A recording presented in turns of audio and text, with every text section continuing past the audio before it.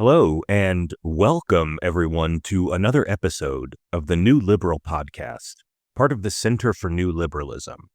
I'm your host, Jeremiah Johnson, and today we are talking about DOGE. We are talking about the Department of Governmental Efficiency. This is the department that Elon Musk is heading that you may have seen in the news recently. It's been very newsworthy. There's a lot of things happening. They are making some fairly radical changes to the way the federal government operates. It's been pretty controversial, and that's what we want to talk about in today's episode. We want to talk about what's going on, why it's controversial, what it means, and ultimately how we got to this point. I am looking forward to this. This is a solo episode, just me today, dealing with a bit of a cold, a flu actually, some kind of a bug, but we're going to power through it. We got a lot to talk about. There's a lot of ways to analyze this story, and so we are going to get into it here. Now, as a reminder, this podcast is part of the Center for New Liberalism. If you enjoy the podcast, we always appreciate little things like, leaving a comment, leaving a like, subscribing. All of those things are appreciated. If you really enjoy the podcast, if you like the work that we do here, you like the point of view that the podcast has, you like what we talk about, and you want to help us do more, you can become a member of the Center for New Liberalism. You can go to cnliberalism.org/become a member. There's a lot you can do. You can join your local chapter. You can get involved in their local activism, them trying to influence local politics, influence congressional races, primaries, all kinds of stuff. We have many active chapters all across the country. You can get access to our community Slack where we talk about politics and many other things. You can get access to our Sticker of the Month Club. You can support the work that we're doing at CNL. Become a member at cnliberalism.org/become a member. Thank you so much to all of our members who do support CNL. I hope you all enjoy the episode.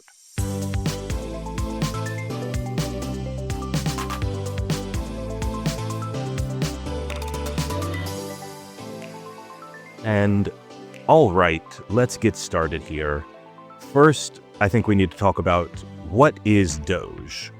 What is this thing we're talking about? Let's just set some terms first. DOGE is the DOGE, Department of Governmental Efficiency.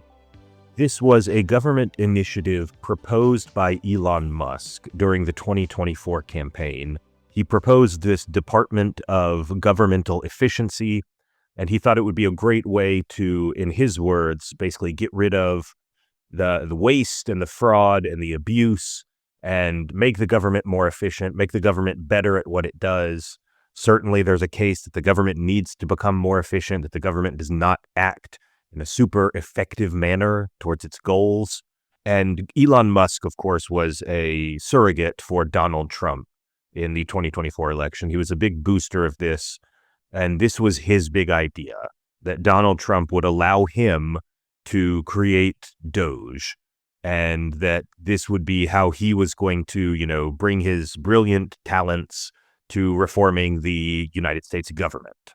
He's certainly conquered many other worlds. He's conquered electric cars and space, and he's bought social media sites. He's, Starlink is very impressive. There's all kinds of stuff. So that was the idea. When they actually did it, Donald Trump wins the election, takes power in January, and instead of creating an entirely new organization, essentially there's an organization that already existed called the United States Digital Service. I believe this was actually founded under President Obama, and the Digital Service is actually got a very similar mission. Its mission is to make the U.S. government more effective, kind of with a IT-specific angle, with the idea of reinventing the way that America's government has its technology systems.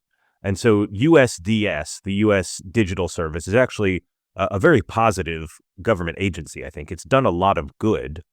And what they did was they simply renamed that. It's now the U.S. DOGE service. So they even kept the same acronym. It's still USDS, but now it's effectively DOGE. Now, DOGE, the reinvented form of DOGE, the USDS, is very quickly become very, very controversial, basically because they are moving really, really fast.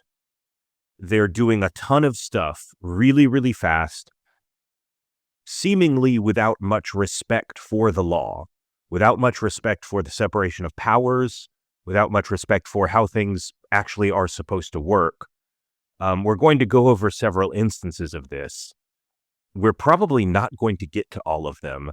In a way, that's kind of the point, I think, is that they're moving so fast. And this is part of the general Trump strategy, I think, is there are so many executive orders. He's already signed more than 100 executive orders. He's doing so many things so fast that it's hard to keep track of them all. It's literally hard to keep your attention on any one thing for very long before a new thing happens just an hour later that day, and then another thing 2 hours later.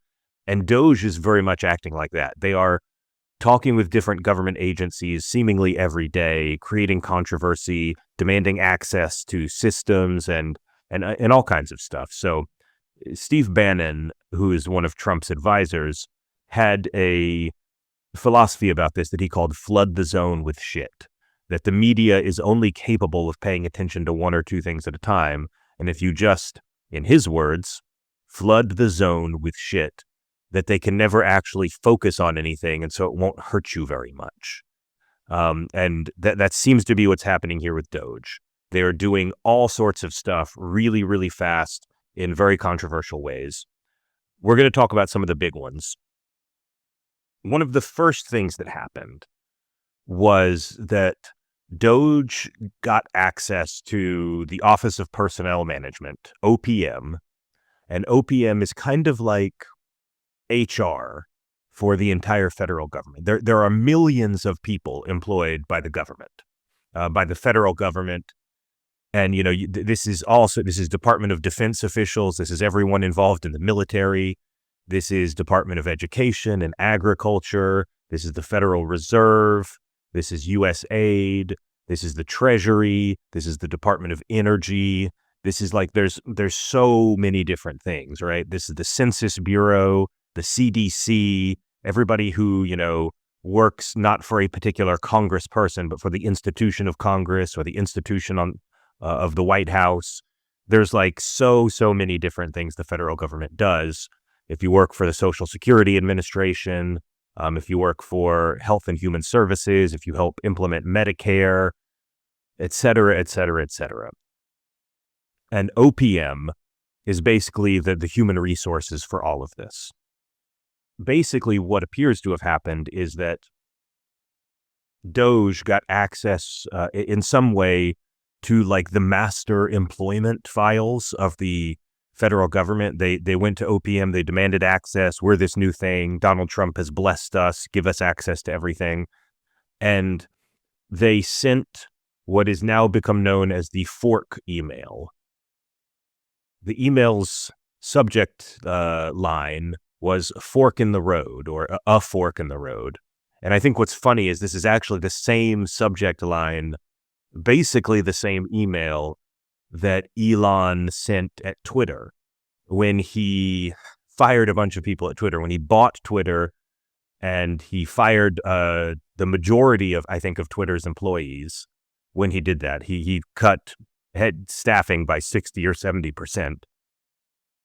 And he sent out an email then that was called a fork in the road. And he sent this basically to everyone in the federal government. He didn't send it to just the places that he disliked.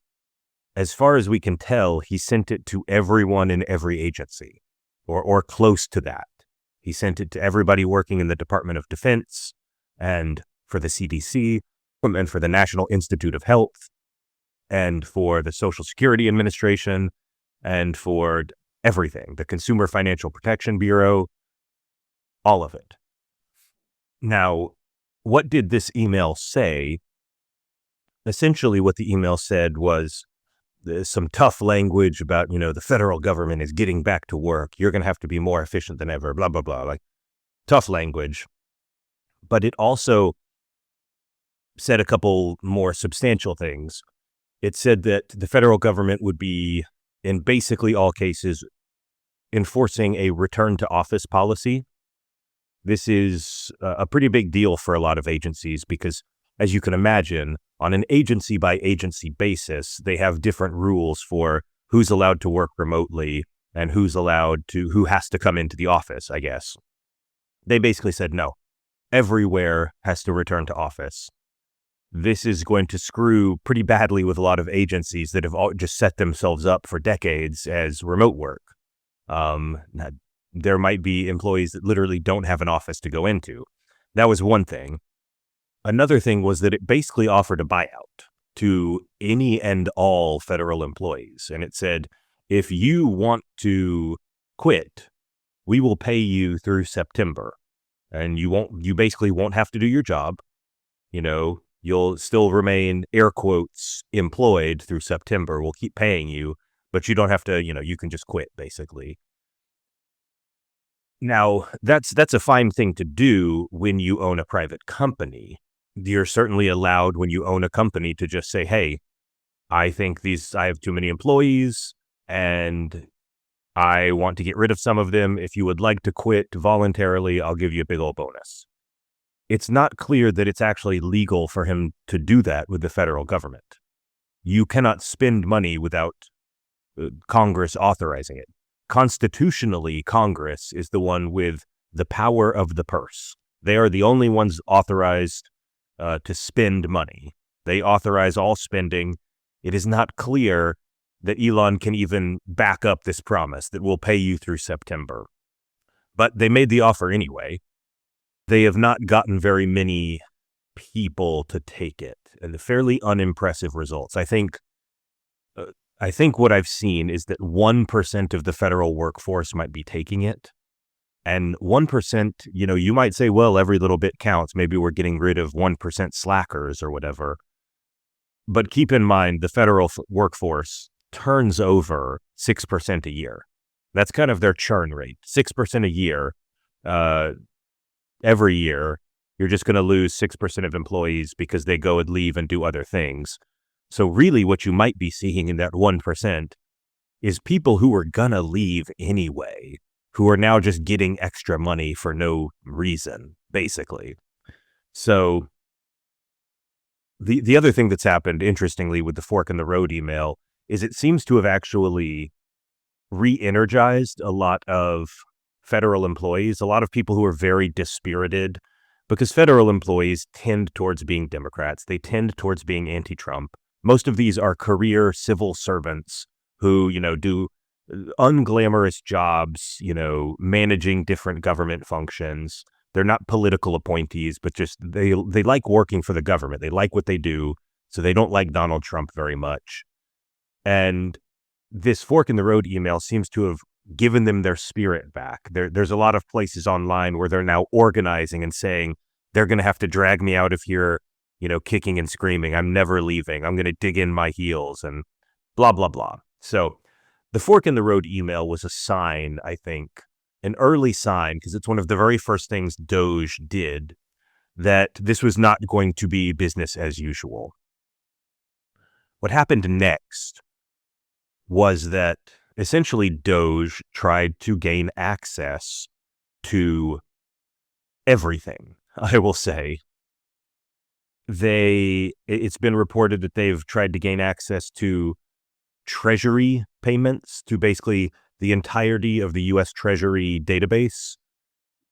Now, again, this might be, it's still working its way through the court. There are a lot of lawsuits, but this might be just flagrantly illegal for unelected, unappointed people like Elon Musk and his team to have access to the entirety of very, very sensitive databases. The Treasury databases is not something that we should just give, editing access to. And this is not like read-only access, if you know the programming terms. This is edit access to the entirety of the Treasury system, essentially.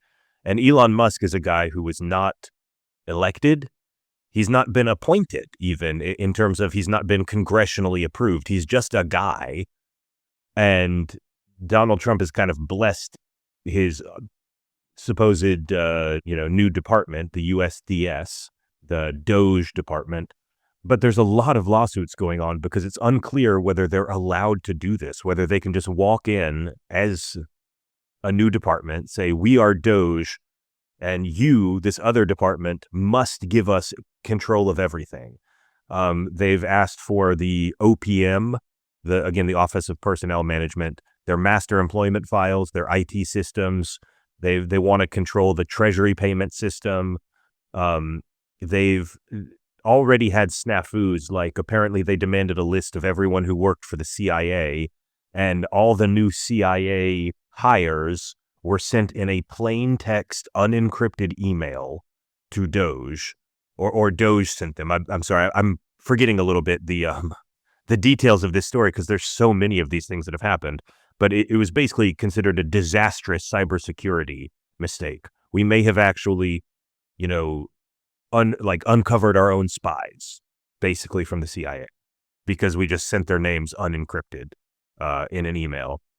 They've demanded access to U.S. aid, to the National Institute of Health, to to the Consumer Financial Protection Bureau. They've basically gone into different government agencies and basically demanded to take them over, saying, give us control of your IT systems. We want access to everything.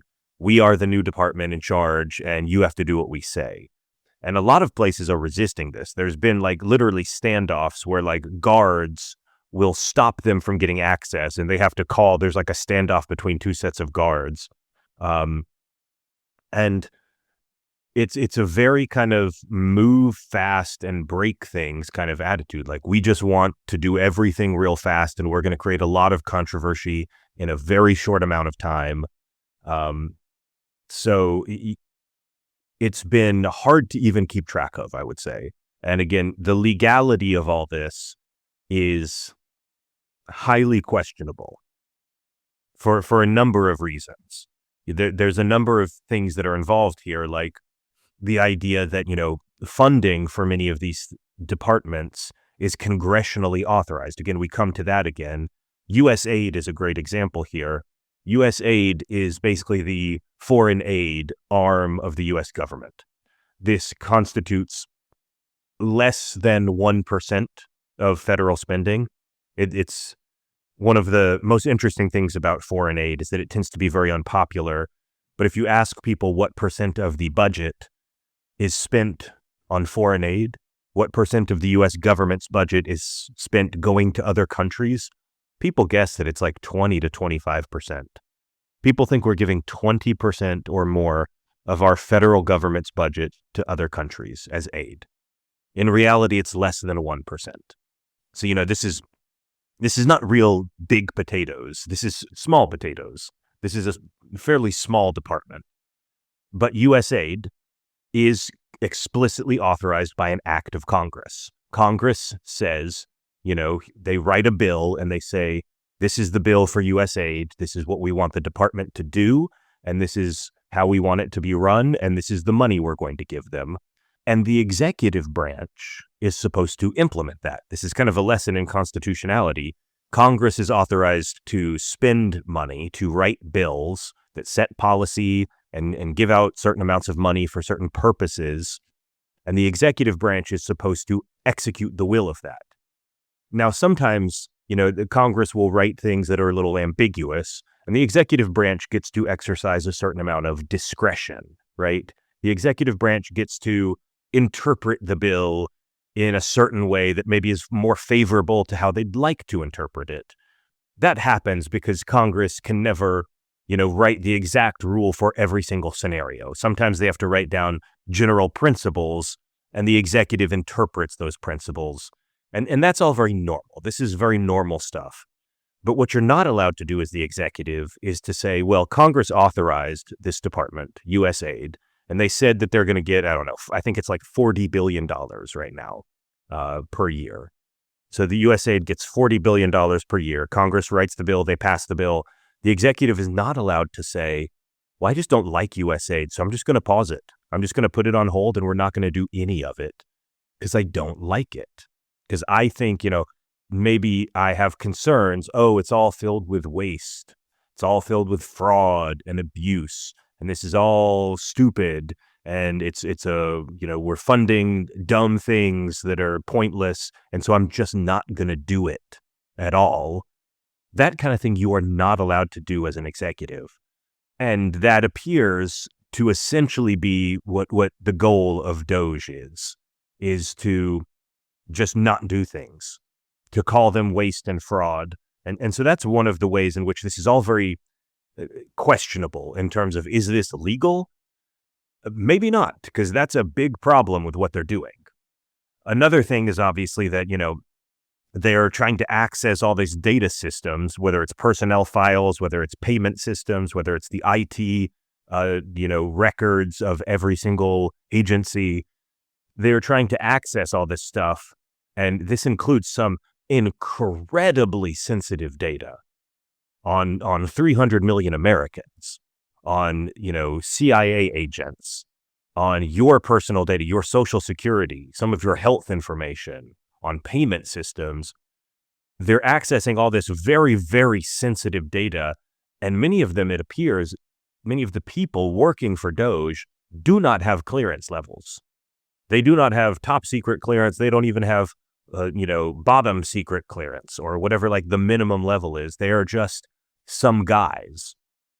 And some of them are, in fact, very young. We're going to get to that as well. The age of the workers is concerning. The lack of background check on many of these workers is concerning. And so I want to talk about that. But before we get there, it's worth backing up. And I've presented this in pretty negative language so far. It's worth backing up and talking about, what is the theory of the case here? What is supposedly, in their own words, what is the idea behind DOGE? What are they trying to do? If you believe them, if you think Elon is still mostly a good guy, if you listen to this podcast, you might not think that, but, who knows? But what is the theory? The theory is that they believe that the U.S. government is wasteful and that there are huge, huge amounts of waste and fraud in the U.S. government, and that DOGE is needed to uncover them. That we need to make the government run more effectively, and the first thing we can do is just root out waste and abuse and fraud. Now, those are some funny words, because if you want to talk about fraud specifically, there has essentially been zero fraud found. They have not actually uncovered fraud.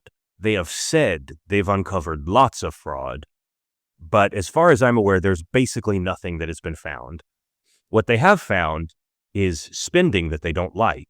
They found spending that they disagree with or that they think is dumb.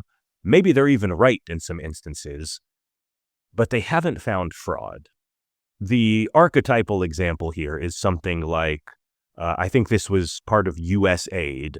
There was one little program, I think it was in Colombia, where USAID funded something like a transgender opera or something. And people were like, look at what they're doing. This is, they used all the typical words. This is DEI. This is woke. This is leftist propaganda. This is blah, blah, blah.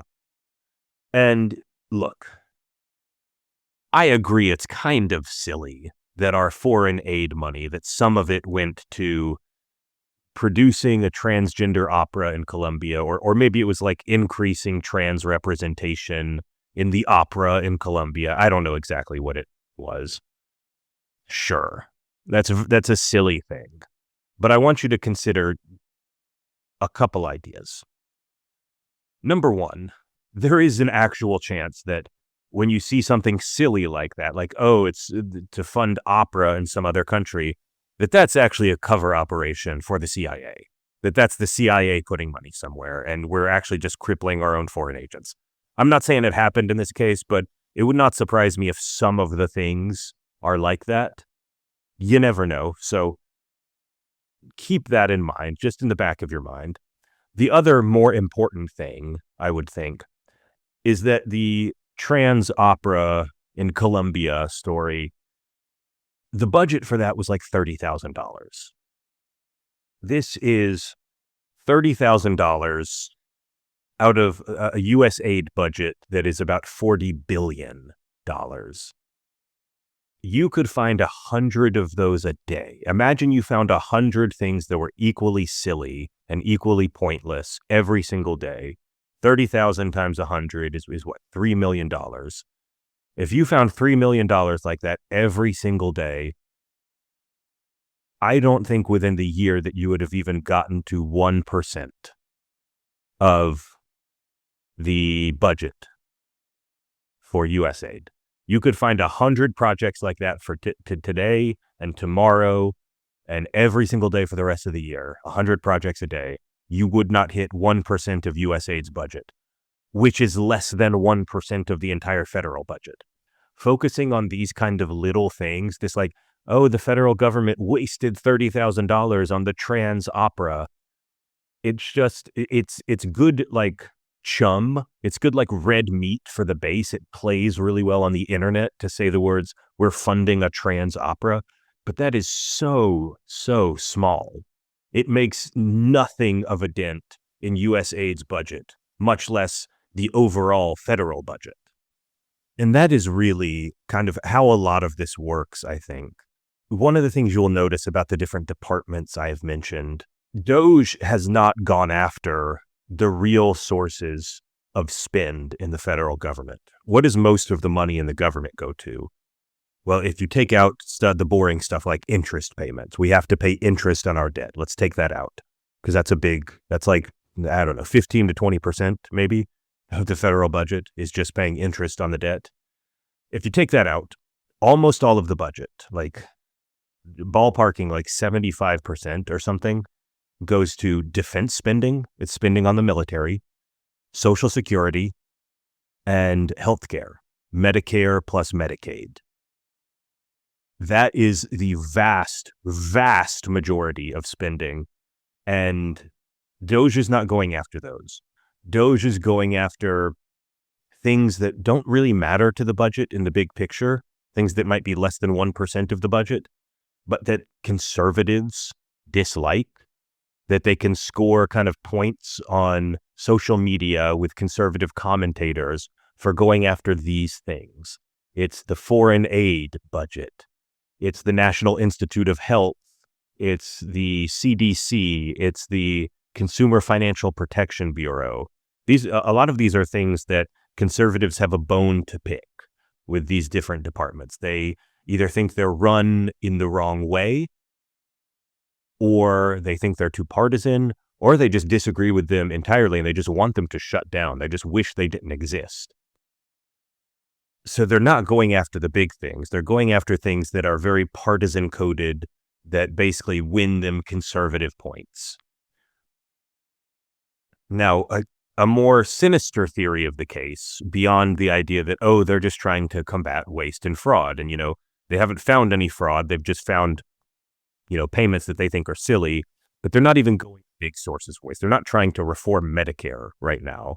They're not reforming Social Security. They're certainly not trying to get into the quagmire that would be reforming the military budget and defense contracting and the way that the Department of Defense spends money. If you want to get into an unfixable, just clusterfuck of a situation, go find out how the Department of Defense allocates its money and the processes they go through to kind of, order a new type of plane or whatever. That will make you want to tear your hair out. But that's difficult, and it would be politically unpopular to go after the military, and so they're not doing that. What they're really trying to do, it seems to me, is control critical systems. If you control the payment system in the Treasury, the thing that makes the money flow between different departments, the part of the government that actually sends the money out. If you control the payment system in the Treasury, and you control the personnel files in the Office of Personnel Management, and you control all the IT systems, essentially you can just do whatever you like, regardless of what Congress or the courts say. You can just choose which programs to fund. You control the payment system, after all. You can just choose which people to fire and which people to keep, regardless of the rules that are set in place for that. That seems to be the theory, is that if we control the personnel files and we control the payment systems, we can do what we want.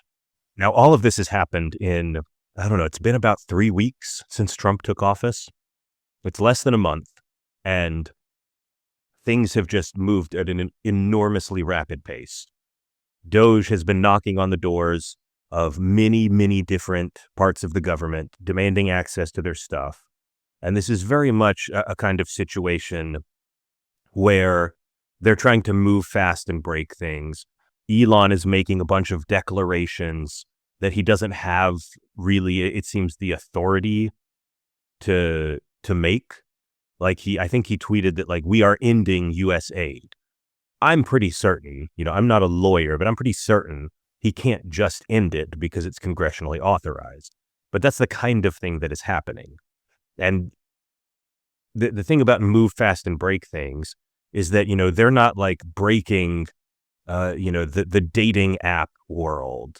They're not, this is not like a dog walking app where like, we're going to break the paradigm. This is the federal government. These are systems that impact hundreds of millions of people. And a lot of this is just, it's filled with terrible ideas. They're doing terrible things that inadvertently or on purpose, I don't know, will hurt a lot of people. It starts with very silly things like there's a lot of websites that are down because DOGE or some Trump executive order, maybe it's hard to tell which one, has just ordered them to come down. But like one of the funny things that happened was that U.S. aid has always been public. You've always been able to go to a very easy to use website and see everything that U.S. aid is funding. You could always go look it up. Except when Trump took office, the U.S. aid websites came down. All of that could no longer be looked up. And conservatives started, especially extremely dumb conservatives on Twitter, started complaining, look how much money U.S. aid is spending and we cannot even tell where it's going. Well, you could have told a month ago, but you didn't know what it was a month ago. You didn't even know this department existed a month ago until Elon told you they were doing fraud. So now you're mad. And now because Elon took the website down, now you can't see what they're spending money on. You could have seen the whole time. Some of it's very silly stuff when we talk about break things. Some of it's less silly. Elon has threatened to kill Direct File and the group that made Direct File. If you don't like using TurboTax, if you think TurboTax is a ripoff and you'd rather just file your taxes directly with the IRS, well, you can do that now. But the group that is in charge of that may be, all getting fired. There's other stuff like the Consumer Financial Protection Bureau has been basically ordered to shut down and ordered to stop all enforcement actions, stop all actions really of any kind, and just stop what they're doing. Don't work, basically, was the order. It's unclear, again, whether it's legal for them to do that because CFPB is a congressionally authorized independent agency. It's unclear that the executive is just allowed to tell them to shut down, but that's the order that's been given for now. It's going to work its way through the courts to see whether or not it's legal. There's some really drastic stuff like the U.S. aid pause is frankly going to kill an enormous number of people. And that's not a hyperbolic statement. That's not exaggeration. There are certainly some things that U.S. aid does. You could find a transgender opera story here and there, but much of what U.S. aid does is really, really life-saving work. For instance, there's a program called PEPFAR. I believe PEPFAR stands for the President's Emergency Plan for AIDS Relief. This is actually something that dates back to George Bush. We've talked about PEPFAR on the podcast before, and PEPFAR is basically providing medication and treatment for AIDS victims in Africa. And since it's been, since the Bush years, it's been about 20 years that PEPFAR has been running. And I believe the estimates are that PEPFAR has saved something like 20 million lives, maybe up to 25 million lives, if I'm getting my numbers correct. PEPFAR is almost universally praised, and people think it's an amazing, an amazing program that has saved just literally millions of lives. And, we are actually winning that fight. What's interesting is that the number of AIDS deaths in Africa is declining, and the percentage of the populations in many key countries that have AIDS is declining. We are slowly but surely actually winning the fight against AIDS in Africa. This is not some unwinnable, thing where there's just always going to be Africans with AIDS and it's an unwinnable fight. It's a money pit and we will never see anything that, it will never be fixed. We are fixing it, but there's been a pause on everything going out with USAID. That money is no longer being sent. Clinics are shutting down. Doctors are not getting paid. People are not getting their medicine. And so there's going to be a significant number of dead people because of this. There's other stuff going out where, for instance, Elon has decided, I believe, that overhead is now the evil word. And if you look at something like research grants for the National Institute of Health, a certain percentage of that money tends to go to overhead. And overhead could be any number of costs that are not just directly how much it costs to do the program. Say you're doing cancer research and you get a grant for $500,000.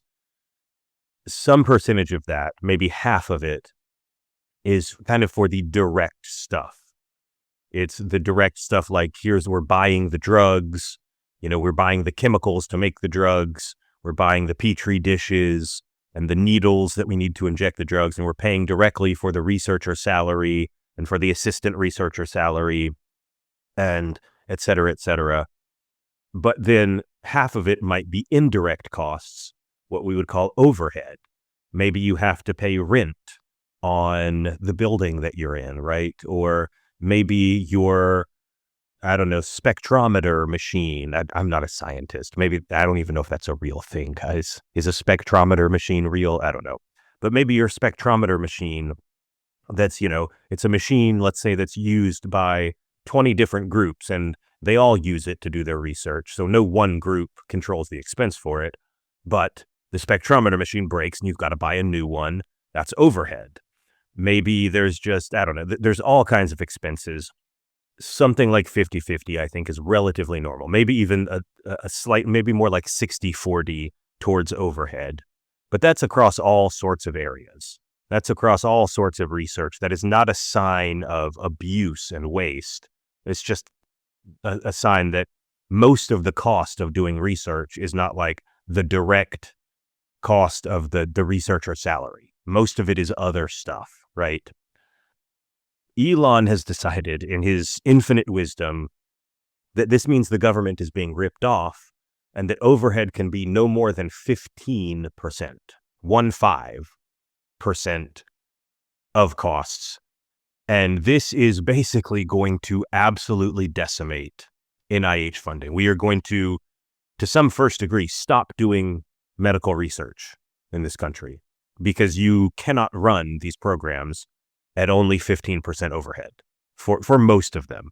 Maybe there's some individual ones that you could, but we are basically going to stop doing cancer research, stop doing, research on new drugs that requires federal funding, which is most of it.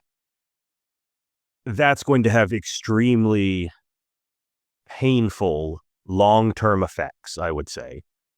It's even the case, I would say, that Republican members of Congress are freaking out about this because they know it's going to destroy a lot of institutions. There was some congresswoman from Alabama, I believe, or maybe a senator from Alabama, who was kind of like on cable news saying, I need to talk to Elon because the University of Hospital at Birmingham, Alabama, does a lot of research and we get a lot of NIH funding. And if you cut our funding, that's going to mean a lot of Alabamans out of jobs. And this would be a disaster. So like we need to be more thoughtful about this. Even Republican members of Congress are pushing back on that one. But this is kind of what's happening. Like there's very much this thing where like it's swinging around a sledgehammer when they need a scalpel. We're going to talk about this later, but I'm not the type of person who would say there's no way to make the government more efficient. I definitely believe you can make the government more efficient. I believe you can cut spending on certain things.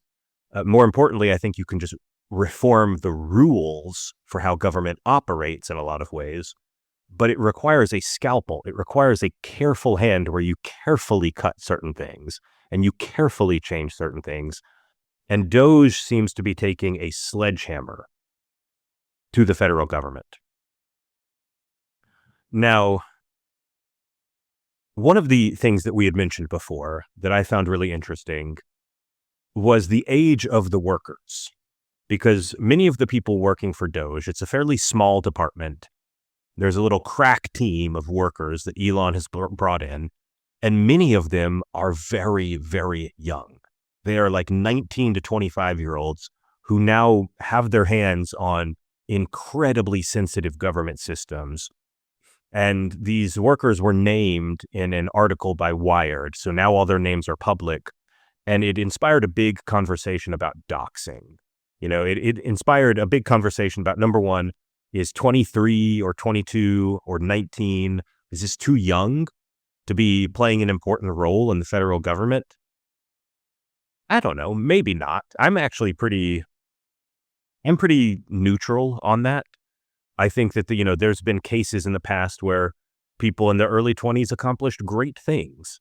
I saw something like I'm going to get this wrong, but if you look at like mission control, when we first landed a man on the moon, the average age of people in mission control was like 25 years old. So many of them were 25. Many of them, if the average age was 25, would be even younger. So I'm not allergic to the idea that very young people could potentially play important roles.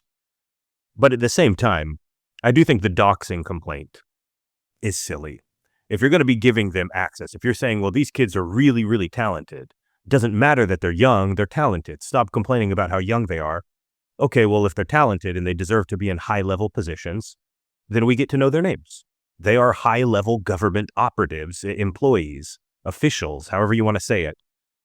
It's not doxing to give out their names and say, hey, this kid is in control of things and this is who he is. And what's funny is that we have found out some interesting information because of this publishing of their names. For instance, we know one of the kids goes by the online handle Big Balls. And Big Balls now has access to the Treasury payment system. That is not a joke.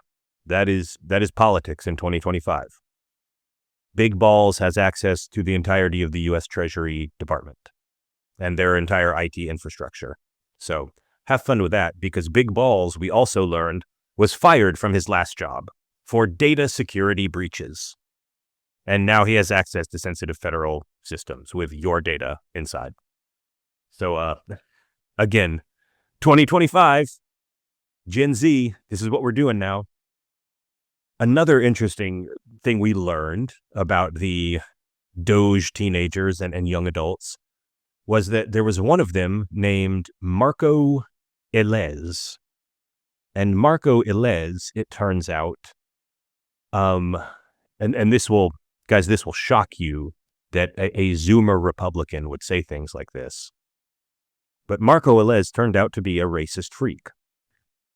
This kid is 25 years old, but he had an anonymous social media account where he would post things like, I was racist before it was cool, or you could not pay me to marry outside my ethnicity, or normalize Indian hate. These are all posts from Marco Elez, one of DOGE's wonder kids. He also advocated on this anonymous account for repealing the Civil Rights Act, for what he called, his words, a eugenicist immigration policy. And he said, I would not mind at all if both Gaza and Israel were wiped off the face of the earth. So this was actually reported on by the Wall Street Journal. And Marco resigned in shame after only like 2 weeks on the job. And this sparked a bunch of conversations about cancellation. Aren't we done with cancel culture? Didn't Trump win the election? Aren't we not doing that anymore? This conversation was led, weirdly, by J.D. Vance. And J.D. Vance gave an absolutely full-throated defense of Marco Elez and said, I disagree with some of his posts, but I don't think that dumb social media activity should ruin a kid's life. I say bring him back. So J.D. Vance is going to bat for the guy who said normalize Indian hate. And one of the things you may know about J.D. Vance is that he married an Indian American. His children are half Indian, and he wants Marco Elez back in his job. And now, actually, Elon has promised to bring him back. Elon says this kid's coming back now. I tried to give Republicans and J.D. Vance like the most marginal amount of credit. I'm like, well, they wouldn't stand up for just naked, pure racism, especially not ones that are aimed at their own children. But no, they actually would stand up for that kind of racism. And it's, this is not the kind of thing where like somebody discovered something that Marco said when he was 13, and it's 12 years later and he regrets it. Marco had these posts 3 months ago. Normalize Indian hate was a post, I believe, from 3 months ago, maybe 4. And he has not apologized. This is not something that happened a decade ago and he's very sorry about. It happened very recently. It seems to be a great indicator of his current views about the different races of people. And he has not apologized at all. And it just kind of blows my mind that this is where, that this is where conservatives want to set the boundaries, that this is what they're willing to stand up for. I wrote an article about this over at my blog. If you want to read more political takes that are not on the podcast, you can look at infinitescroll.us. But I wrote that I think this is something that I want to call vice signaling. You may have heard before about virtue signaling, the idea that, sometimes people do things not because they really believe it or because they really care, because they want to look good. You say certain things so that people will think you're a good person. You're trying to signal your virtue, even though you don't really care. What's interesting is that conservatives don't seem to signal virtue these days. They want to signal vice. They want to signal how bad they are. Almost as a way to get back at the cancel culture people. Like they're so mad about people getting canceled and liberals telling them not to say things that now they just want to say the worst shit that they can think of. And they want to be proud about it. And that certainly applies to a lot of like online posters, Twitter junkies and people on social media. But with J.D. Vance, I think it's even worse because J.D. Vance here is going to bat for a guy with extremely obvious racist views. It's not questionable. The guy actually posted, I was racist before it was cool. And J.D. Vance goes to bat for him. He has not apologized, this guy. J.D. Vance wants him back in his job. And you might be thinking, why? Like, this is the vice president of the United States. What's going on here? I think what's happening here is that what J.D. Vance wants to do is signal his loyalty to the team. He's not trying to send a message like, I'm a real racist piece of crap. But what he wants to do is say, I'm going to back up the Trump movement no matter what. I will sell my personal morality to be loyal. I will abandon my beliefs. I will abandon my personal values because the only thing I care about is being loyal to the team. And J.D. Vance really has to do this because, number one, Donald Trump is an amoral character. He does not have personal beliefs. He just cares about how loyal you are to him. He does not have morality, and I think you see that throughout the Republican Party. that all they care about is advancing and using power, and they don't care how they got the power or who's hurt when they use it. That's a function of Donald Trump in particular, but it's also a function of people like Vance and other characters like Marco Rubio and Lindsey Graham, who used to be anti-Trump. And then once Trump got into power, decided that they were going to switch it up. And actually, we need to suck up to him in order to remain politically relevant. And what's the best way to suck up to him? Well, you can agree with him, of course, that helps. Just say that he's doing good things. And it's really easy to agree with him when he says stuff like, well, we're going to cancel the trans opera in Colombia, the non-binary dance therapy or whatever. Like, that's something that's really easy. But conversely, because it's really easy to support, you don't get a lot of credit for saying you're against non-binary dance therapy. What does get you a lot of credit is if somebody on the Trump side says something awful, something heinous and evil, and you back them up anyway. You're sending a very strong signal that I am loyal to the end. I am ride or die with this movement. I think that's what's going on here, is that J.D. Vance is taking opportunities, very costly signals. You would call this a signal with a high cost. It costs you something to say it, because J.D. Vance is basically making his bed with racists. And there's no coming back from that, really. One of the things that I've seen other conservatives talking about, as this kind of became a talking point, as people started to wonder, like, how could J.D. Vance possibly stand behind the unashamed racist kid who has not apologized or anything? How could he stand behind him? There's a lot of people who are saying, again, this kind of line of like, you tried canceling people for so many years. We're not letting you get away with it anymore, which it's so weird because that just totally surrenders any sense of morality. Have conservatives just lost the ability to understand right from wrong because all they want to do is make the liberals mad? Because my version of conservatism, I'm not a conservative, but I can understand the philosophy. And in so much as I understand the strongest version of conservative thought, it does not agree with racism. It would also condemn racism. Mitt Romney and George Bush and John McCain and all these other people would absolutely condemn racist statements. And it seems like they've just totally surrendered their own view of morality, and all they want to do is own the libs. Their morality is just making liberals mad and humiliating liberals as much as they can, basically. There's also kind of a weird hypocrisy here where when liberals complain that these kids are very young, conservatives are like, well, hey, young people are totally capable. What matters is, can they do the job or not, right? Who cares about their age? Which, I think that's a fine argument to some extent. But then as soon as we discover Marco's social media posts, where he says that he would love to bomb all of Israel out of existence and that we should normalize Indian hate, then he's just a little guy. He's just a little kid. He didn't know what he was doing. He's only 25. Like, you can't have it both ways. You can't have it both ways. And it feels weird to even sit here and have this conversation. Like, oh, we're doing a podcast now about the second half of this is just about the idea that racism is wrong. Yeah, that's a weird thing to have to focus on. It's strange that I even have to say those words. But I guess that's where we are. And, racism is wrong. It is a disqualifying thing. If you have racist beliefs, that should disqualify you from controlling systems that affect tens of millions or hundreds of millions of people.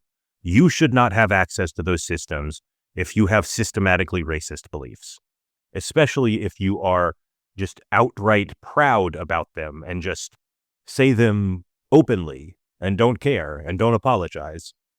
I don't care how good of a coder you are. I don't care, oh, he scored really high on a math test and he had a startup. I don't care. High-level government work requires more than technical ability. High-level government work is about judgment and wisdom and moral clarity. And, you are controlling systems that impact so many people in so many ways. The federal government is such a vast thing that you need to be able to have a certain moral judgment and level of moral clarity before you should be able to access them. And anyone who is racist just obviously lacks that ability. So I don't know. It's weird that I even have to say that. So that's what DOGE has been up to. Um, we're coming up on time soon with the podcast, but I want to talk about one more thing. And here at the end of the podcast, as we talk about, we're kind of spiraling towards a constitutional crisis in some ways. That's really where we seem to be headed, is that the executive branch under Trump and essentially under Elon Musk in some ways, the executive branch just wants to take control of stuff. They don't want to do what Congress told them to do in the bills. They just want to totally end certain departments without Congress getting a say. And when judges try to block them, they're starting to say the judges don't have the authority to block us. The judges don't have the authority to block us. The judges shouldn't be able to tell the president what to do. The president should just be able to do it. That's going to be a constitutional crisis that we are hurtling towards, in terms of the separation of powers, in terms of 200 years of precedent about, the judges oversee the executive branch. And they decide what's legal and what's not legal. And J.D. Vance and Trump and Elon Musk essentially seem to be working off a theory that if we break enough things, the judges won't be able to stop us. I'm concerned about that, to say the least. I really do think we're heading towards a constitutional crisis. There's a lot of lawsuits underway.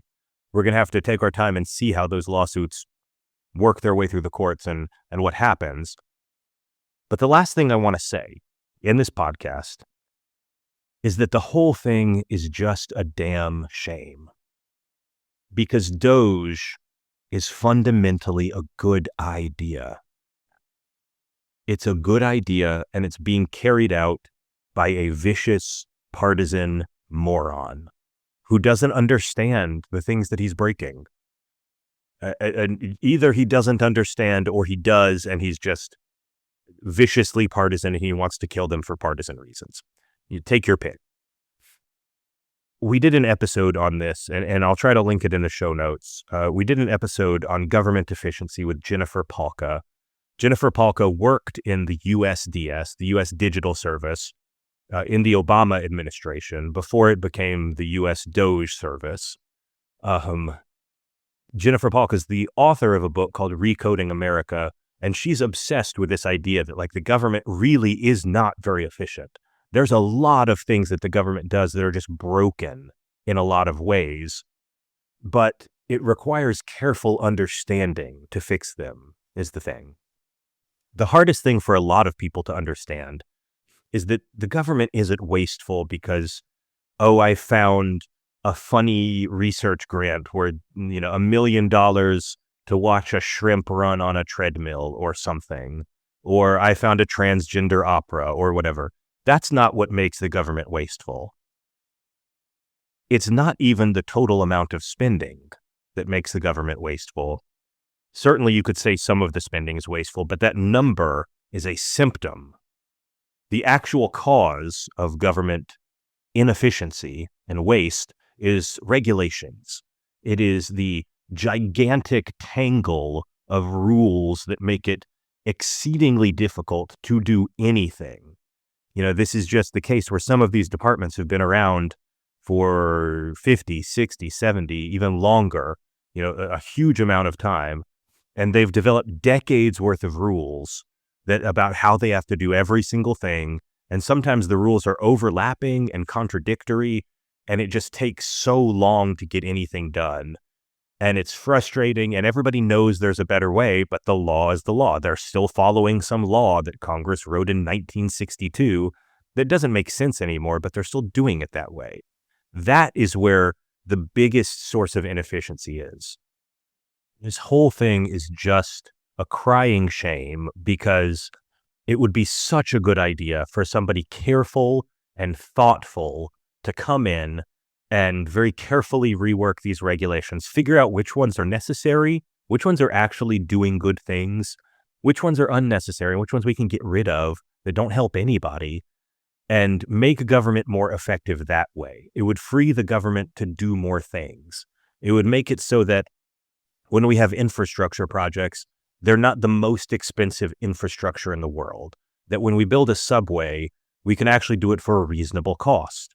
That we can actually bring solar and green and natural gas and other forms of energy, to the market fast instead of taking 7 years. It would just make it so much more productive in so many ways if we could do that. But it requires a careful approach. It requires a scalpel rather than a sledgehammer. And a sledgehammer is what we've got. So I think, obviously the people that are mostly to blame here are the Republicans. The bad stuff is the fault of the bad people who have directly done it. The bad people did the bad thing. It's their fault. But I also think that, there's a sense in which Democrats share at least a little portion of the blame, at least a little bit of it, because people are kind of willing to tear down the government. I've talked with some people who, they've heard about some of the DOGE stuff and they're uneasy about Elon Musk. But some of them also voice like, well, everything's so broken, we should just, toss it out and start new. That would be a disaster. That's a terrible idea. These are not people who follow politics. These are mostly people who don't follow this stuff very closely. So I forgive them. But I wonder, why do they think that? Why have they gotten so frustrated that they're just willing to tear it all down? They think the sledgehammer approach is great because they have no faith in the government. And I think it's partially because of Democrats, because if they think the government is useless, it's because progressive politics and this kind of democratic obsession with process and rules and regulations and community hearings and environmental reviews and boards and feedback and written reports and blah, blah, blah, blah, blah, and this obsession with everything except actually getting the thing done, that has been a hallmark of democratic politics. It is somewhat the Democrats' fault that it's gotten this bad, that government is so slow and so inefficient to do things, and that has contributed to the sense that government is useless and it's okay to take a sledgehammer to it. Again, I don't think Democrats are mostly at fault here. Blame the people who actually did it. They get most of the blame. But we need to make government work better if we want people to have faith in government. Otherwise, they are going to eventually turn to the sledgehammer. So that is the podcast today. One more time, I want to say thank you to the members of CNL, especially our dues-paying members who make the organization possible. You all are my shining stars out there. Thank you for listening, and I will catch you at the next episode.